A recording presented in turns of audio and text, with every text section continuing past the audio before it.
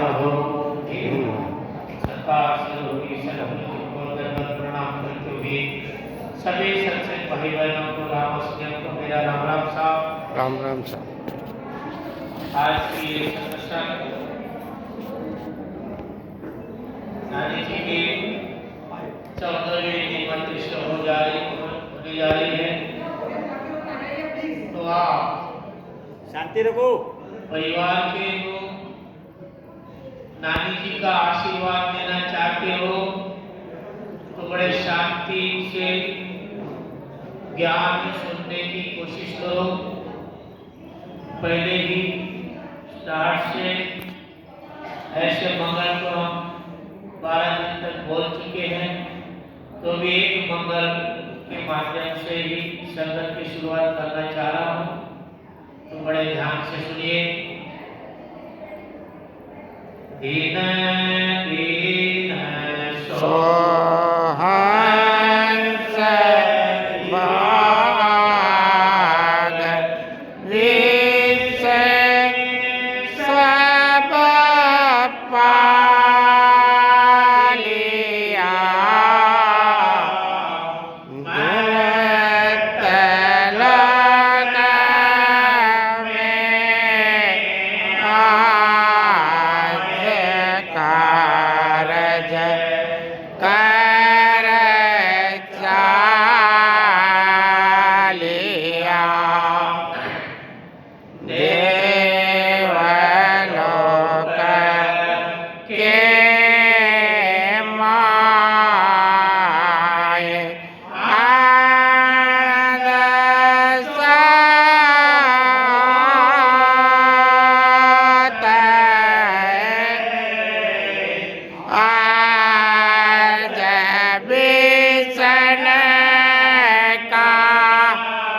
लोग पाठ सजोत है। दीन दीन ओ आज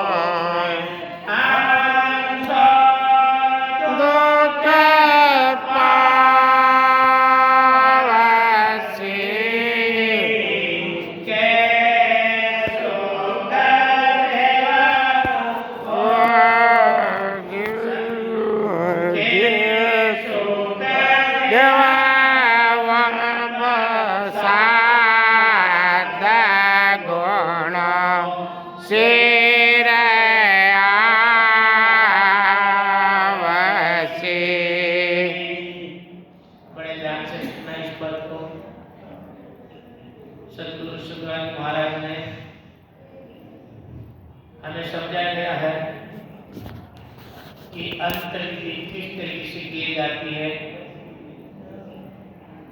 कि जो जीव आत्मा राम नाम का भजन करता है उनके लिए कि जगत रीति से उनकी क्रिया करना या भगत रीति से करना ये बताया गया। और बड़े विचार करने की बात है, सदगुरु सुखराम महाराज हमें बताना चाहते हैं कि भाई बहुत सी दुनिया ऐसी है, कई लोगों के साथ हमारी चर्चा होती है, चर्चा करते समय बोले जाता है कि भाई हम देवी देवताओं को कैसे छोड़े, क्योंकि कई हमारे घर में हमारे परिवार में परंपरा से देवताओं की भक्ति आ रही है।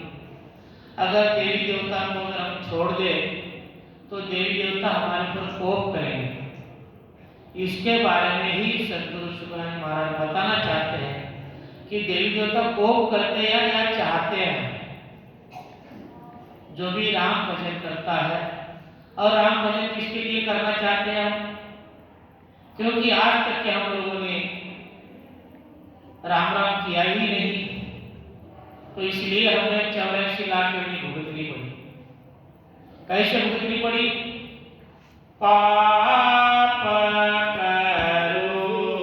तो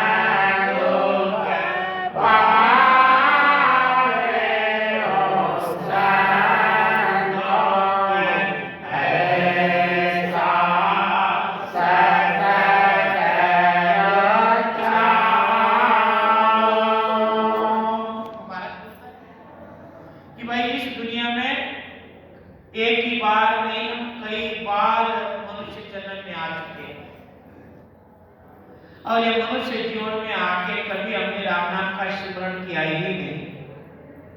तो कई प्रकार से हमने कर्म कांड किया, कई प्रकार से शुभ कर्म किया, कई प्रकार से अशुभ कर्म किया। अशुभ कर्म करने से पाप किया, पाप करो तो दोजख देवे, धर्म क्या भुगतावे। पाप करने पर क्या मिला? दोजख मिला, यानी नरककूट मिला। और धर्म किया तो भुगताया। कैसे भुगताया? पाप पुण्य लो कंचन बेड़ी, पाव पड़ा दुख पाव। जैसे हमारे पैर में लोहे की बेड़ी अगर डाल दे तो चल सकते हैं क्या? चल नहीं सकते। अगर सोने की बेड़ी डालें तो दौड़ेंगे आप? नहीं दौड़ सकते, क्योंकि चाहे सोने की डालो चाहे लोहे की डालो, वो पाँव में बेड़ी होगी, चलते ही ना। तो इसी प्रकार से पाप करे तो भी भुगतना पड़ता है, और दान धर्म कर्म कांड करे तो भी भुगतना पड़ता है। जैसे भारत दृष्टांत में पाप और पुण्य का फर्क क्या है? एक कुत्ते को रोटी नहीं मिलती खाने को, और एक कुत्ता एसी गाड़ी में घूमता है, यही पाप और पुण्य का फर्क है। ऐसे आप दुनिया में देख लो कि कैसे कैसे कर्म होते हैं, कैसे कैसे सुख कैसे भोगे जाता है और दुख कैसे भोगे जाता है। तो इसी प्रकार से महाराज बता रहे पाप तो दो जग देवे धर्म किया भुगतावे और तपस्या किया राजपथगढ़ में जलम जलम दुखा।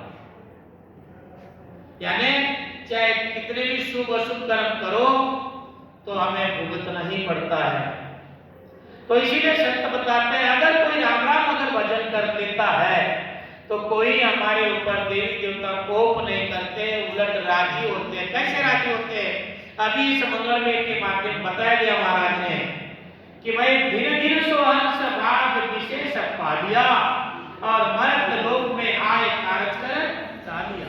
हम एक बार नहीं कई बार है, लेकिन जो जीव आत्मा इस मनुष्य जीवन में आए, जैसे नानी जी गए, नानी जी ध्यान भजन किया, मोक्ष की प्राप्ति हुई और बाकी बहुत सी दुनिया में राम राम करते नहीं है। कोई कर्म कांड करके पूजा अर्चना करते हैं, कोई स्वर्ग में जाता है, कोई वैकुंठ में जाता है, कैलाश में जाता है, लेकिन वापस उसको 84 लाख योनि भुगतनी पड़ती है। और वही एक जीव है, वही एक राम नाम है, जो राम नाम करता है वही 84 लाख योनि में नहीं जाता। बताते महाराज कि जो जीव आत्मा मनुष्य जीवन में आकर राम नाम का स्मरण करता है तो अपने कारज करके जाता है। तो कारज करके जाता है तो क्या होता है? देवलोक के माए आनंद सोते आज बिसरेगा लोक बाण सो जोत है। अब विचार, जो मनुष्य जीवन में आकर संतों का समागम कर लेता है, जो सद्गुरु विधि से राम भजन करता है, वो परम मोक्ष में जाता है। तो देवी देवता भी उनको दंडवत करते हैं। वो चाहते हैं कि मेरे वैकुंठ में कब आएगा ये सब, मैं कब कैसे इनका आदर करूं, किस प्रकार से सत्कार करूं, किस प्रकार से मैं इनकी बधावना करूं। अगर ये देवी देवता चाहते हैं राम भजन करने वाले के लिए, तो ये देवी देवता हमारे पर कोप करेंगे? कोप कर नहीं सकते। लेकिन हमारी यह सोच है, समझ है कि भाई हम इनको छोड़ देंगे तो हमारे पर कोप करेंगे। कोई कोप नहीं करता, उलट देवी देवता राजी होते। देवलोक के माए आनंद से होता है आज विषय का लोग बात सोच होता है। जो मनुष्य इस जीवन में राम भजन करके परम मोक्ष में जा रहा है उनके लिए चाहना करते हैं, उनका आशीर्वाद लेना चाहते हैं। आशीर्वाद लेंगे भाई तो मनुष्य जन्म मिलेगा और मनुष्य जन्म मिलेगा तो फिर हम भी राम नाम करेंगे। इसलिए वो विनती करके पुकार करते परमात्मा से, अहो प्रभु मानव तन कीजे भरत के माई संत करे संत सेवा और सुनाई। अब बताओ, ये खुद देवी देवता चाहते हैं कि ओ प्रभु हमें मनुष्य तन मिले, केवल भक्ति के अलावा कुछ नहीं करेंगे, ऐसे चाहना करते हैं। और हम बोलते हैं कि भाई देवी देवता कोप नहीं, कोई देवी देवता कोप नहीं करते। सब आया एक उसमें डांट पात बल फूल और दादू अब क्या रिया जिन्हें पकड़िया नहीं। फूल पकड़ेंगे तो पात छूट जाएगा और पात को पकड़े तो डाला छूट जाएगी और डाला को पकड़े तो मूल छूट जाएगा और जिन्होंने मूल को पकड़ लिया तो सब आ गया। तो इसी प्रकार से जो राम नाम है मूल है, सब भगवान के सब देवी देवताओं के मूल है और जिन्होंने इस मूल राम नाम को पकड़ लिया तो सब भगवान आ गए, सब देवी देवता आ गए। सब देवी देवता की पूजा हो रही है। कैसे पूजा हो रही है? कि जैसे राम नाम करते करते तो पहले ही हमारे कंठ में सरस्वती जागृत होती है, सरस्वती की पूजा हो रही। हमारे हृदय स्थान पे भजन जागृत होता है तो शिव पार्वती की पूजा हो गई। और बाहर पूजा क्या हो रही है? ये नक्कल हो रही है। असल पूजा हमारे शरीर में होती है। इसीलिए संतों ने क्या बोला गया? दुनिया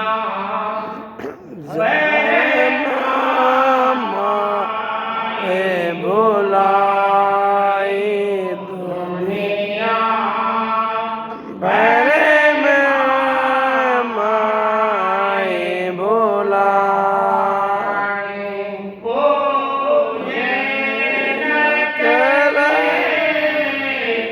असल की निंदा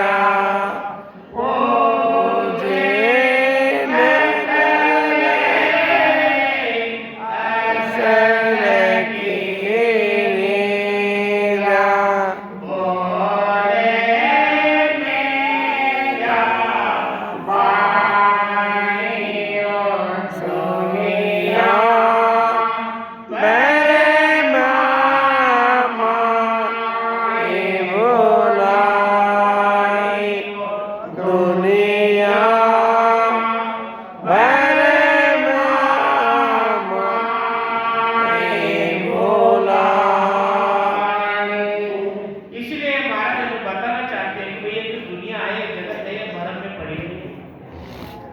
कैसे भ्रम में पड़ी हुई है कि भगवान को तो चाहते हैं, लेकिन चाहते हैं कहाँ? नक्कल में चाहते देखते हैं, नक्कल में नहीं दिखते हैं।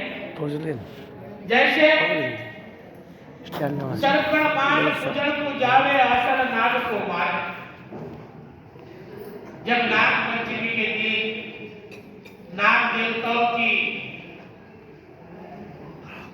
प्रतिमा सामने रख के उनकी पूजा करी जाती है, लेकिन वो है कैसे? मिट्टी की या कोई कागज के ऊपर फोटो की, उनकी पूजा करते हैं। लेकिन महाराज बताया सर्पण मान पूजन को जावे असल नाग को मारे और साचा साहेब घट में बैठा ध्यान। जो सच्चा परमात्मा अपने घर में आत्मा में परमात्मा हमारे घट में हर बार पूछते हैं। इसीलिए हम बताना चाहते हैं कि भाई कंठ में सरस्वती रहती है, उसकी पूजा करो। हृदय में शिव पार्वती होते हैं, उनकी पूजा करो। और हमारे नाभि में विष्णु लक्ष्मी रहती है, उनकी पूजा करो। असर की पूजा करो। बाहर तो की मूर्ति होती है, नक्कली। इसी नक्कल में हम भ्रमित है और भ्रमित होकर हम पूजा कर रहे हैं, लेकिन इसमें कुछ नहीं मिल पा रहा। जैसे हमारे सामने अपने नानी जी की फोटो है, जीवित थी नानी जी उस समय में, चाहे उनके चरण छुओ चाहे किस प्रकार से उनसे आशीर्वाद लो, आशीर्वाद देती थी। अब फोटो आशीर्वाद नहीं दे सकता। सिर्फ हमारे याद के लिए है कि नानी जी थी, ऐसे इसी प्रकार की थी, राम भजन करती थी, मोक्ष में वो चले गए, अब है नहीं। अब क्या उनकी प्रतिमा ऐसी, लेकिन चेतन तो गया उसमें। अब इनके फोटो की कितनी की पूजा करो तो कुछ समय प्राप्त नहीं हो सकता।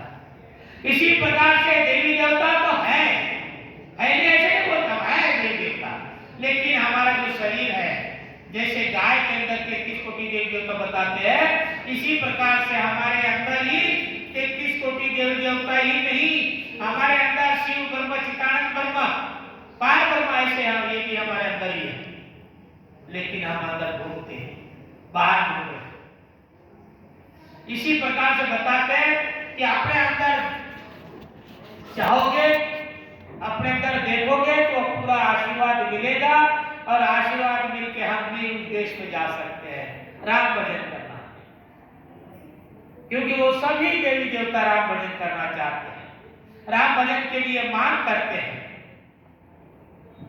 इसीलिए महाराज बताते हैं, दीन दीन वो कूड़े आज हंस सोवसी, मरत लोक है गाए बहुत सुख लावसी। कि भाई जब कोई मनुष्य इस जीवन में राम भजन करता है, परम मोक्ष की प्राप्ति कर लेता है, तो देवी देवता चाहना करते हैं तो वो पूर्ण आज हमारे लिए आया है, आज ये सत्संग किनके निमित्त से है? नहीं तो ऐसा हम आ सकते थे क्या? नानी जी के वजह से हम लोग आए। तो ये पूर्ण आए हैं हमारे लिए, किसके लिए? ज्ञान सुनकर ध्यान भजन करना। अगर ये पूर्ण गया तो गया। इसीलिए इस संगत में ज्यादा से ज्यादा चित्त मन लगाकर ज्ञान सुने। ये संगति है।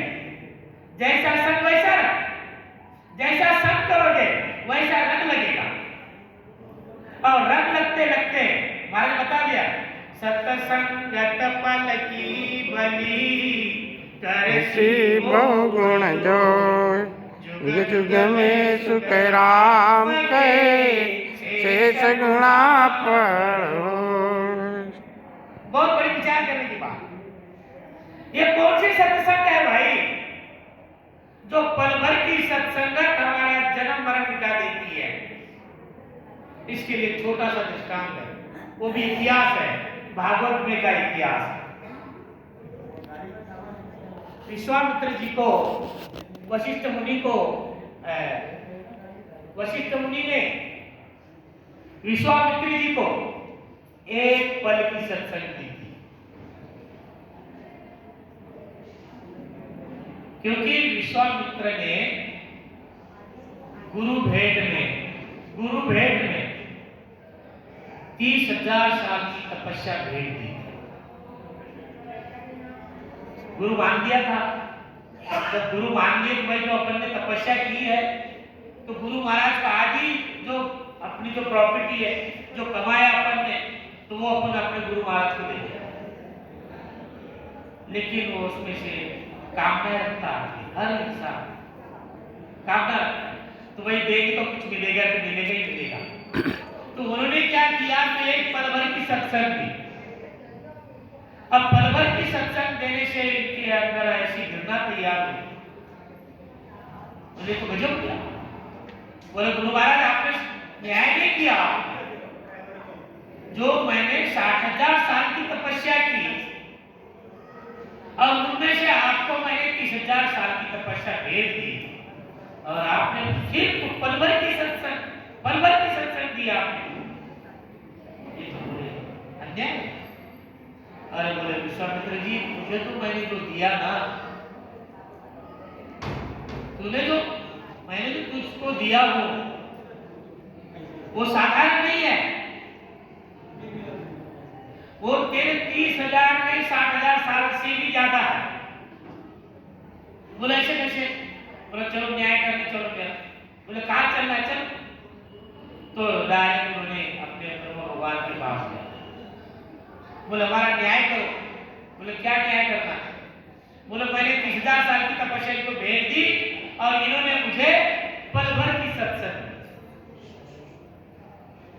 बोले ठीक है। अब उनके ध्यान में आ गए, इनके ब्रह्मा के ध्यान में आ गए। बोले तो बात तो सही है, पल भर की सत्संग कोई साधारण नहीं है। अगर इनको बोले कि तपस्वी है, अगर इनका कुछ सही बोल देंगे ये अपने ऊपर क्रोध करेगा, श्राप दे देगा। तो बोले टालने की कोशिश करो। बोले मुझे फुर्सत नहीं, आप विष्णु भगवान के पास जाओ। उन्होंने विष्णु भगवान के पास गए।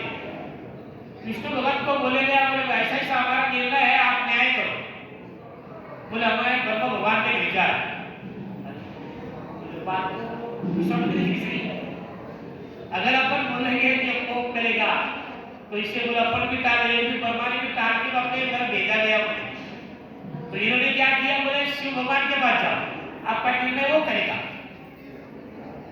तो चले। बोले शिव भगवान आपके पास हमें विष्णु भगवान ने भेजा है हमारा न्याय करने के लिए।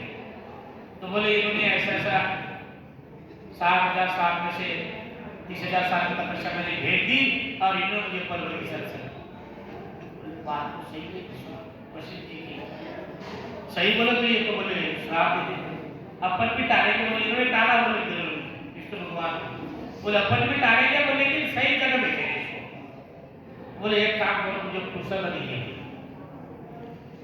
मुझे फुर्सत इसलिए नहीं है, 3 लोक में मेरी रमनी होती है।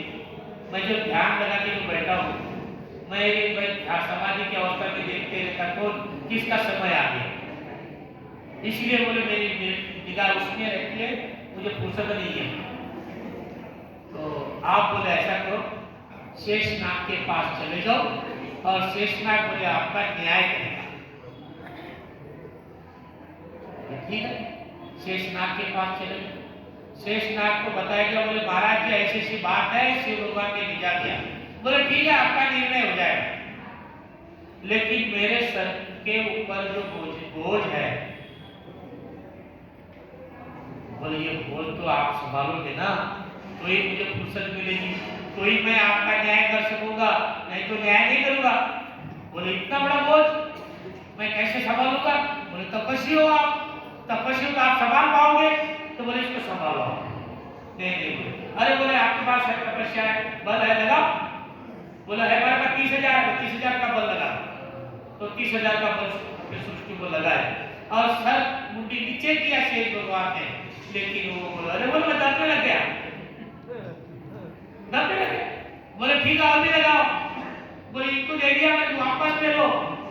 तो वापस मेरे 60,000 साल की तपस्या का बल सृष्टि को लगा दिया। फिर नीचे मुंडी करी तो अरे बोले दबने लग गया ना। बोले और कुछ आपके पास है?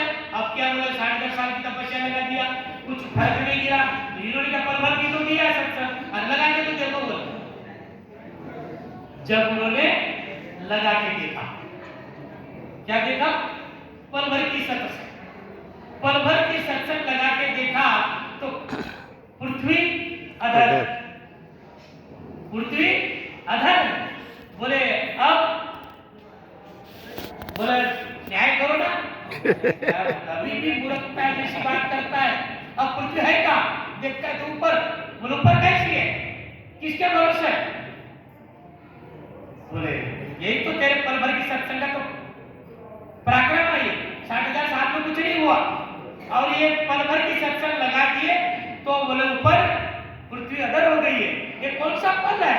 इसलिए महाराज ने बताया कि गगन में भंवर गुंजारा में सुनता हो गुरु जाने भला चितम जानता हो ब्रह्म ज्ञानी होगी गनम भंवर गुंजारा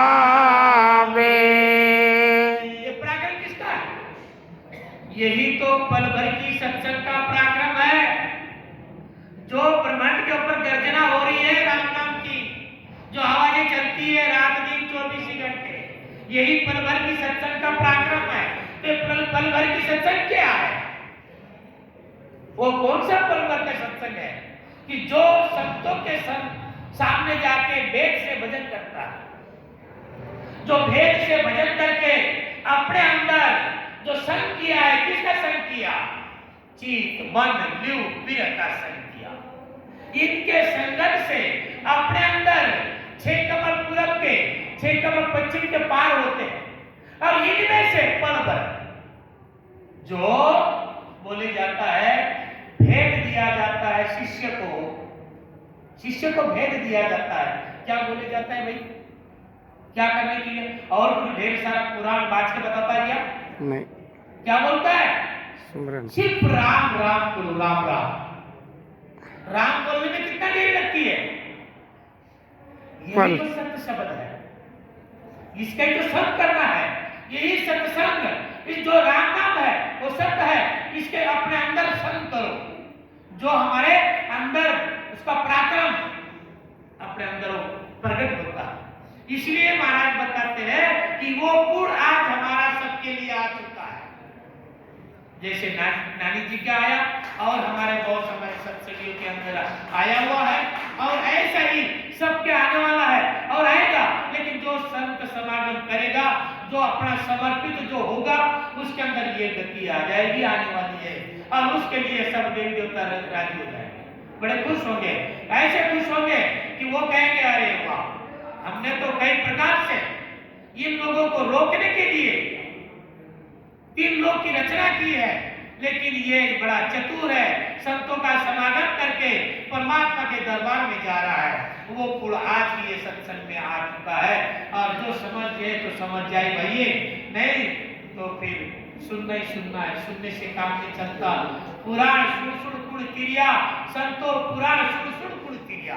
ऐसे पुराण सुनने से कोई किसी का भला हुआ नहीं है, भला उनका ही हुआ है कि जो ग्रहण करता है, जो भी सीख लेता है, संतों से भेद लेता है, वो जो स्मरण करता है, उसका ही भला हुआ है, और किसी का भला नहीं हुआ है।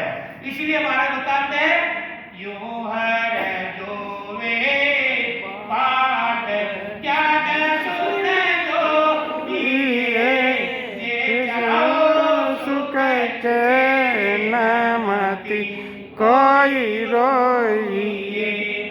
इसलिए महाराज बताते हैं कि जैसे अभी तक जो ज्ञान हुआ है, अभी तक जो ज्ञान चल रहा है, तो यूं हर जो वे बाट ज्ञान सुना, जो ये इस तरीके से ये ज्ञान सुनकर चेत जाओ, क्योंकि जे चाहो सुख चाहिए। जिनको सुख चाहिए, सुख कौन सा? ये दुनिया में तो दुख ही दुख है। कैसे दुख है? जागे कूता दुख है तेरे कियो विचारे, जा देखो ता दुख है सोच रे कियो विचारे, तुम बिना सिमरत साइया जुग सिर जम के मारे, तुम बिना सिमरत साइया जुग सिर जम के मार। महाराज ने नहीं, और कोई केवड़ी संतों ने सभी ने बताया। चाहे स्वर्ग में जाओ, कैलाश में जाओ, वैकुंठ में जाओ, शक्ति लोक में कहीं पे भी चले जाओ, लेकिन दुख मिटता नहीं है। सबसे बड़ा जो दुख है हमारे पीछे, सबसे बड़े रोग दो, जन्म लेना और मरना। और बाकी कितने भी शुभ कर्म कर लो, चाहे कुछ भी कर लो, फल पावे पदवी मिले गड़बड़ चूके कोई, फलों की प्राप्ति हो जाए, शेर बन जाएगा, धन संपत्ति बढ़ जाएगी, लेकिन धन संपत्ति बढ़ने के बाद में साथ में क्यों क्या रह जाता भाई? कौड़ी कौड़ी माया जोड़ी भयो भंडारो ताट को, कौड़ी कौड़ी माया जोड़ी भयो भंडारो ताट को, लारे चाले कोटी आंडी आगे गाड़ो काट को, लारे चाले फूटे हांडी आगे गाड़ो काट को, जागरे जंजाली जीवड़ा ये तो मेड़ो हाट को, जागरे जंजाली जीवड़ा ये तो मेड़ो हाट को। ये 4 दिन की जिंदगी है भाई, ये बाजार है, ये मेला है। मेले में हम कोई मुक्का भी जाते क्या? 8-10 दिन रहने के लिए जाते क्या? नहीं, मेला खत्म हो गया 1 दिन का 2 दिन। इसी प्रकार के 4 दिन का मेला है हमारा। इस मेले में जितने हम जागे तो जाग जाए, इसीलिए बोले गया महाराज ने, यूं हर जो ये बात ज्ञान सुन जोइए, क्योंकि सब रोना ही रोना है फिर बाद में। अगर ये करेंगे, जे चाहो सुख चैन मति कोई रोई, अगर सुख चाहते हो कोई भी रो मती। हम रो रहे किसके लिए? चाहे अपने माँ के लिए बोलो, चाहे पिता के लिए बोलो, चाहे नानी के लिए बोलो, या कोई भाई बहन के लिए रोते हैं, किसके लिए रोते हैं? अपने स्वार्थ के लिए, सिर्फ मतलब के लिए रोते हैं। और मतलब खत्म हो गया 2 4 8 दिन 15 दिन महीना साल 2 साल या कोई याद नहीं करता। वो तो जग झूठो रे मनवा वीर, वो तो जग झूठो रे, वो तो जग झूठो रे मनवा वीर, वो तो जग झूठो रे मन जन बिना जासे, भजन बिना जमले जासी, जल बीच बाण जंजीर, ओ तो मग झूठो रे, वो तो जग झूठो रे मनवा वीर, वो तो जग झूठो रे। चाहे कोई भी कहो, नहीं कोई माता पिता बंधु, नहीं कोई संग में साथी है जिसे तुम अपना समझोगे, सरासर उनका नहीं धोखा है। जिसे मेरा मेरा मेरा मेरा बोलते हैं लेकिन कोई किसी का है नहीं, कोई किसी का है नहीं। लाख जतन करे जगरिश्तों के, तेरा है तुझे कोई न रोके, तेरा है तुझे कोई न रोके। एक पेड़ के लाते लाखों, ले गई लूट के पवन के झोंके, ले गई लूट के पवन की झोंके। कि मेरा मेरा मत कर बंदे, मेरा मेरा मत कर बंदे, हरि करे सो होवे वही, काहे रोवे यहाँ तेरा कोई नहीं, काहे रोवे यहाँ तेरो कोई नहीं।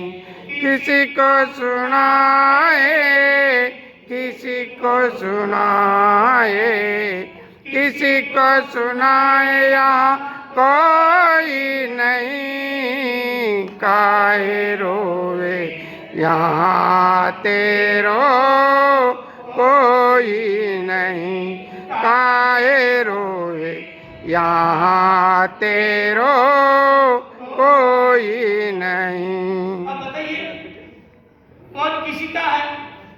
कोई रोक सकते हैं? कितने उपाय करो। नानी जी को 103 साल होने दिए हमारे डॉक्टर साहब ने, क्योंकि द्वैता द्वैते है ना जी जी। तो इन्होंने दोनों डॉक्टर होने से, घर में जवाई भी डॉक्टर होने से, इंजेक्शन लगा लगा के, इंजेक्शन दे दे के, उनको सिलाई चला चला के 103 साल तक रोक पाए और भी वापस नहीं। आखिर उन्होंने बोल दिया नहीं अब रहना है, अब नहीं रहना है, मुझे मेरे देश में जाना है, अब रुकना है। कितने लाख उपाय करो, रुक नहीं सकता। मनुष्य की काया है यही कि यहाँ रहने वाली, लेकिन क्या चलेगा साथ में?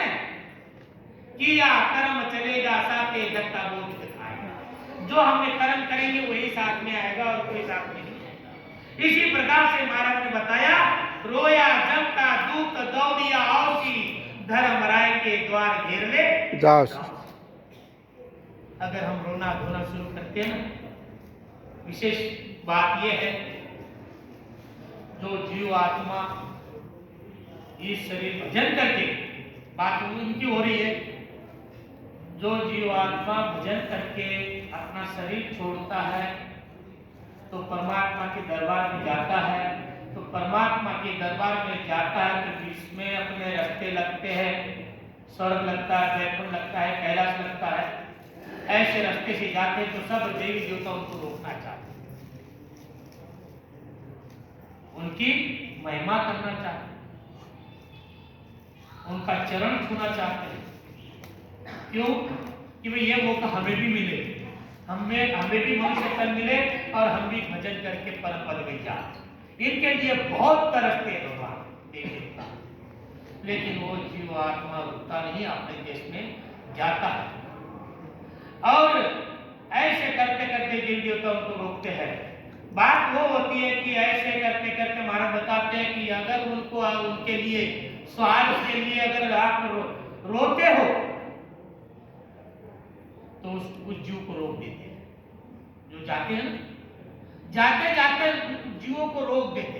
क्यों रोकते उनको? कि पीछे रोना धोना शुरू हो जाता है। क्यों रो रहे? कि भाई तुमने कुछ मतलब का काम किया, इसलिए तुम्हारे जीव तुम्हारे लिए हो, तो चलो रोको उनको, धर्मराज के दरबार में बुलाओ, धर्मराज के दरबार में बुलाना चाहते। तो कहने का मतलब ये है कि रोया जन का दूत दौड़े आवसी, धर्मराज के द्वार घेर ले जाओसी। मानव वचन हमारा, इस वचन को आप सही समझना, तर्क वितर्क नहीं करना, उसमें जो भी शब्द आई है उस शब्द को अपनी झेल लेना, इस शब्द में कोई प्रकार की शंका नहीं करना। महाराज बता रहे मानव वचन हमारा सही कर लीजिए और छाड़ जगत की रीत भगतरा कीजिए, और इनके लिए कोई रोना धोना नहीं करना। क्योंकि रोकेंगे तो फिर कौन रोक रहा है उसे? वो तो सीधा अपने देश में जाना चाहता है, लेकिन हम रोक रहे हैं किसके लिए? मतलब के लिए, स्वार्थ के लिए रोक रहे हैं। तो इसीलिए कोई रोना धोना न करे। और वो बताया जाता है कि छाड़ जगत की रीत भगत राग कीजिए। जो जगत की रीति है, जगत की रीति क्या है? कर्म कांड करना, दान पिंड दान करना, जो भी तीसरा दिन है, दसवां है, जो भी है, ये सब ये अपने जगत की रीति है। और महाराज बताते हैं जगत रीति नहीं करना, क्या करना? फिर सिर्फ भगत रीति करना। तो भगत रीति है क्या? भगत रीति भी एक ही है, उनके लिए कुछ रोना धोना ना करें, उनके पीछे 12 दिन तक सत्संग ध्यान भजन करें। क्या करें? सत्संग ध्यान और भजन, इसके अलावा दूसरा कुछ नहीं करना। कितने दिन?